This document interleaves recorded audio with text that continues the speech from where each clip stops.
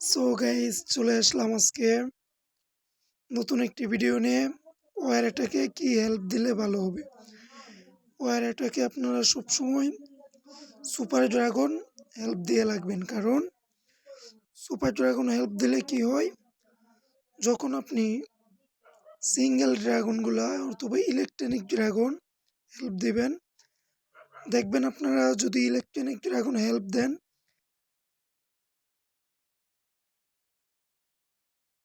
এটা দিতে কিন্তু অনেক সময় লাগে। আপনারা দেখবেন অনেক সেকেন্ড সময় লাগে। আর মনে করেন যদি সিঙ্গেল ড্রাগন যেটাকে আমরা সুপার ড্রাগন বানাই, এই ড্রাগনটা দেন, তাহলে এটা শুধু যেখানে 2-3টা ম্যান থাকবে ওই জায়গায় শুধু একটা শরীরে ড্যামেজ লাগবে, আর অন্য একটা তো ড্যামেজ লাগবে না। সুপার ড্রাগনটা যদি দেন আপনি, সবকটাতে কিন্তু ড্যামেজ লাগতেছে। আমরা সবকটাতেই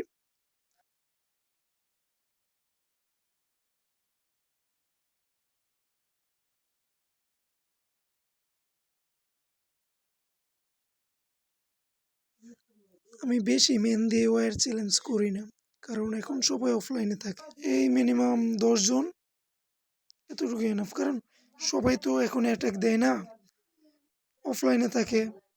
তাই আমি 10 জন দিয়ে ওয়্যার চ্যালেঞ্জ করি। তো দেখা যাক। সো আমি আপনাদেরকে এখন দেখাবো কিভাবে সুপার ড্রাগন আর ইলেকট্রনিক ড্রাগন দিয়ে অ্যাটাক দিতে হয়। আপনারা দেখবেন, কিন্তু সবসময় অ্যাটাক মনে করেন এটা শুধু দেখলে যে এভাবে অ্যাটাক দিয়ে 30টা আনা যাবে, এটা কোনো কথা না। সব কিছু হলো গিয়ে আপনার মাইন্ডের মধ্যে। আপনি যদি একটু ভালো করে অ্যাটাক দেন চিন্তা ভাবনা করে, তো অবশ্যই 3 স্টার আনতে পারবেন।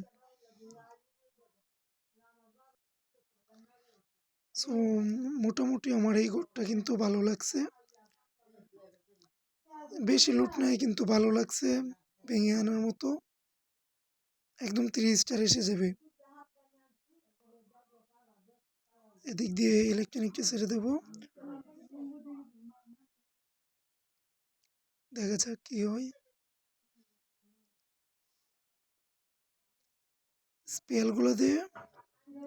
স্পেলগুলো মেরে দেবো।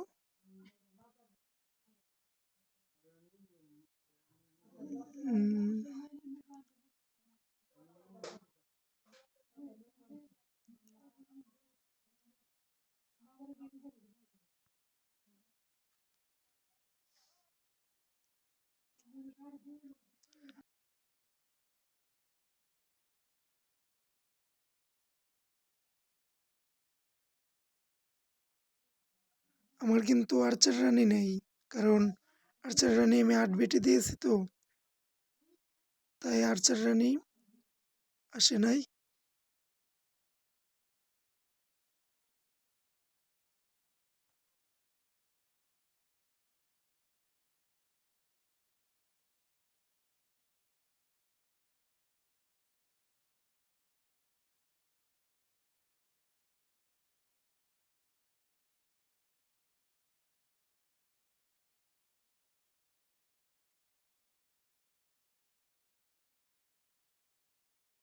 সো অবশেষে 3 স্টার এসে গেল।